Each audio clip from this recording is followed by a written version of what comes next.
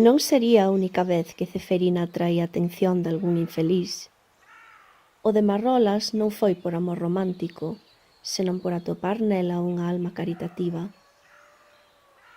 Aparecera pola parroquia do Pindo nos anos 60. Era un home vadío, sen unha finalidade na vida máis aló de mendigar dun lado a outro. Con Ceferina non tivera que suplicar, pois aquela mañá, cando ela viu a cara descoñecida observando desde o cancelo como ela lle daba de comer as polas despois de recoller 4 oviños, preguntoulle: «Quen es? Que se che ofrece?» Non respondeu, pero no canto de asustarse ao ver un extraño con ese aspecto descoidado e mirada perdida, o que sentiu foi lástima. «Tes fame? Queres que che prepare estes oviños fresquiños do galiñeiro?» O vagabundo asentiu, e ela fíxolle un xesto para que a seguise ao interior da casa. Indicoulle que se sentase á mesa, preparoulle eses 4 ovos na tixola e púxolle o prato diante, acompañado dun bo anaco de broa. O descoñecido enguliu a comida que tiña diante con ansia, case con furia, e ela non puido máis que preguntarlle: «Queres un pouco de leitiño tamén?» «Sí», dixo ela. Quentoulle leite no fervedor e púxolle unha cunca de sopas de pan con leite. «Prefieres mel ou azúcar?» «Sucre», dixo el. A partir de aí, esa sería a comida que pediría sempre. Tanto lle gustaba e tan distorsionado tiña o seu propio sentido do apetito que ao baleirar a cunca que tiña diante pedía unha e outra vez: «Máis pan, máis leite, máis sucre. Xa comestes 4 tazas, meu fillo, e iso por riba dos ovos», dicíalle Ceferina, sabendo que xa non lle quedaba leite que darlle. «Tela solitaria, heiche de ter que poñer agua porque xa non me queda máis leite». E así o facía. Enchíalle unha vez máis a cunca con pan e auga esta vez, e zucre, moito zucre, e el nin parecía decatarse do cambio. Preguntáralle o seu nome e el respondera: «Marrolas». Marrolas o do Ésaro que marchou para o monte do Pindo na guerra e non volviu a aparecer? Non contestaba senón cun máis pan, máis leite, máis sucre. Din que o que cala outorga, e quizáis por iso moitos pensaron que se trataba do mesmo Marrolas. Mais Ceferina sabía que non se deben creer todos os refráns ao pé da letra. Mesmo hai algúns que contradín a outros. Mais vale paxaro na man que sento voando. O que non arriesga non gana. E será certo que as apariencias engañan, ou máis ben, a cara é o espello da alma. Complicado decidir, aínda que quizáis estes 2 últimos non sexan tan contraditorios entre sí. Cando Ceferina viu por primeira vez a Marrolas ao outro lado do cancelo, pensou que o seu aspecto descoidado enganaría a moita xente, levando a crer que sería un home perigoso. Pero ao mesmo tempo a súa cara, e sobre todo a súa mirada, perdida e inocente, triste e abandonada, eran, sen dúbida, o espello da súa alma. Quizáis para ela era máis doado ler estes matices, percibir cousas que os demais nin se paraban a ver. Ela sabía ver cos ollos de dentro. As malas linguas da parroquia criticárona unha vez máis cando souberon que invitara un desconocido a entrar na súa casa. «Ten falta de home», dixeron algúns con malicia.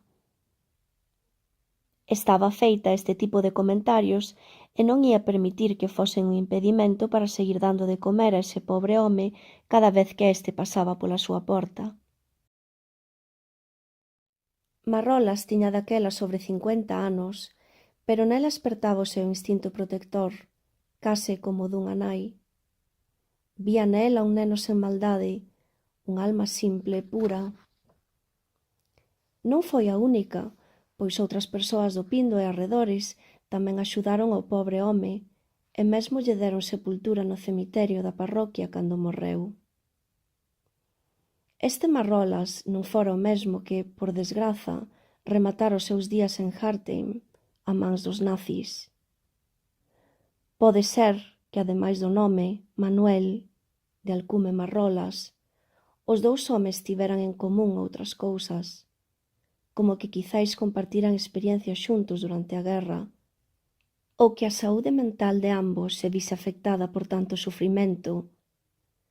Pero tristemente para a familia do que morreu máis novo, o outro non era o familiar desaparecido polo que eles tanto choraran. Polo seu homónimo quizáis non houbo tanto sufrimento, pero os que o coñeceron tampouco o esquecerían. Uns lembraríano polo seu aspecto, outros polo seu costume de aparecer cando menos o esperaban, outros polo seu silencio.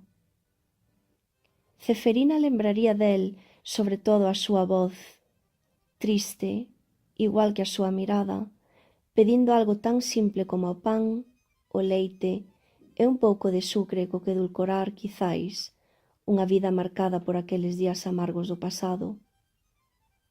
Aquel Marrolas, fose quen fose ese home, non era senón un náufrago en terra, navegando polo seu propio mar de Aljaso, cheo de brumas do esquecemento, que fuxiu, quizáis, tentando atopar na tolemia a cura dunha dor tan fonda que unha mente san non sería quen de aturar.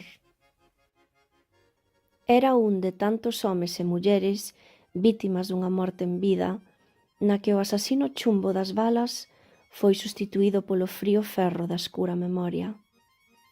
Para esa friaxe da alma, a cura non foi outra que volverse rocha e illa, pois unha rocha non sinte dor e unha illa nunca chora. Un exército de pacíficos combatientes, fuxidos primeiro aos montes e ocultos logo nas cordilleiras da súa propia alma, nas furnas do seu corazón, tentando liberar a súa memoria de tanta dor, de tantas mortes e sufrimento. Voces que nin tapando os oídos podían evitar escoitar, pois estaban xa gravadas nas bandas sonoras das súas vidas, e para ter en paz atoparon na tolemia o esquecemento. Ocultos nas estancias das súas almas, a salvo nos arcóns do seu corazón, invisibles para o mundo e estranos de si mesmos. A guerra, a máis grande das tolemias, deixa moitos mortos, uns soterrados nos campos de batalla, outros camiñando pola vida como almas en pena, lumes que non dan calor, verbas sen son, auga que non quita a sede, e fame que non pode ser satisfeita, nin con todo o pan, leite e sucre do mundo.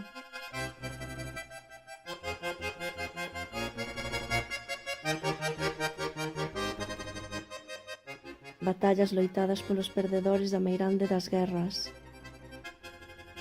O combate entre estar cordo nun mundo de tolos ou virar tolo para ser parte da marea. Percorrer paso a paso un longo camiño de fuxida cara a Ningures, pois non hai fogar nin morada, non hai pai nin nai, cando un é árbore sen raíces e é para o mundo unha pátrida, cando un é de todos e non é de ninguén, cando un xa non é un, pois ese un xa non é nada.